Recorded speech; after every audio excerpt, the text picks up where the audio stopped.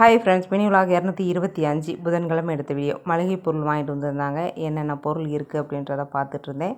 பில்லை பார்க்கும்போது 1000 ரூபா தான் வந்துருந்தது. என்னடா இது, என்னைக்கு இல்லாததுனால இன்றைக்கி கம்மியாக இருக்கேன்னு பார்த்தா பாதி பொருள் வாங்காமல் கிடக்கு.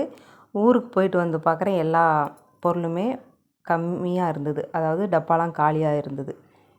மளிகை பொருள் இருக்கா, வீட்டில் என்ன இருக்குது அப்படின்னு கேட்டால் எல்லாம் தீர்ந்து போச்சுன்னு சொல்லி முடிக்கக்கூடாதான்.